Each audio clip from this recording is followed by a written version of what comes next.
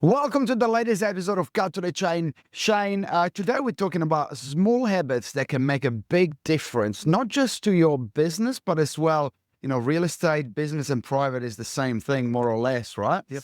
I'll give you my one to start with, because that's one that I think I've mentioned before at the podcast. So if you haven't listened to it and you're still not doing this, well, shame on you, because it's obviously working for me.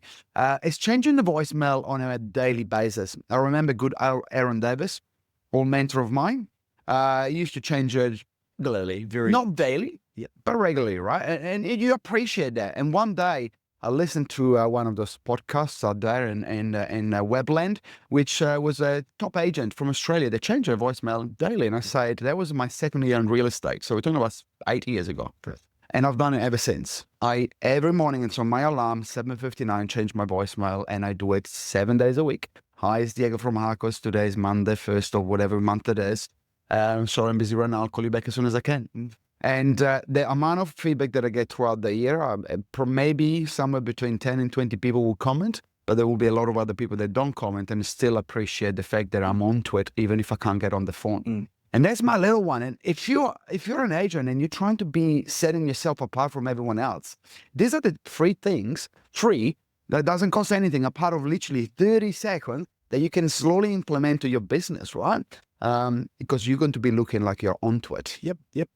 What's your one? Give me one. I have lots of habits, relatively good habits. I did spend the Christmas period a couple of months ago reading the Change Your Habits books or whatever, and it takes a long time to change a habit, but the incremental improvement of life when you do is it takes off, and it only takes 1%, a small 1% change of habit a day. That might be setting your to-do list at night before you settle down with the family, not just before you go to bed because you start thinking about it, but before you settle down with the family. So that next day you tick it off with all of the hard, eat the frog moments at the top of that to-do list, and that just try that for 21 days. They reckon it takes 21 days to break a habit. Just put that in place first and foremost. Try to shut the phones down, the computers down an hour before you go to bed. Those simple ones that we all know that are really better. That makes us a whole lot better. As far as my real estate habits go, I always like to, traffic notwithstanding in Auckland,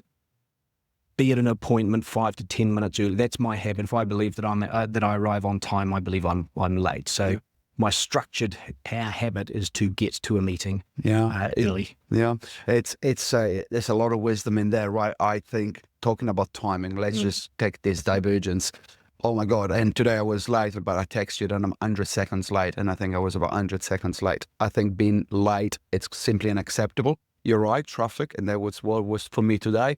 And obviously we know each other, so, but if you go into an appointment and that's the type of appointment that you're going to get business to make your business grow, and you're late, I think that's simply unacceptable, and you should be fired unless you've got a very solid reason, right? It is unacceptable, but we talked last time about communication, right, and how important that was. Sometimes you are late. Shit happens. Can we say that on TV? Shit happens. Today I was stuck on a motorway because of an accident, and ambulances trying to get past, and I'm still trying to get to a reserve set.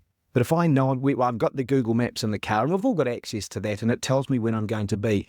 Sooner rather than later, I'm calling the agent and I'm saying, hey, look, I am in this traffic jam at the moment. I'm probably going to be 6 or 7 minutes late at the moment. And as long as you communicate, you're okay. Then you walk into the room and you say, thank you for your patience. Yeah. And that's all you got to do. But as well, it comes down to, the communication, bang on.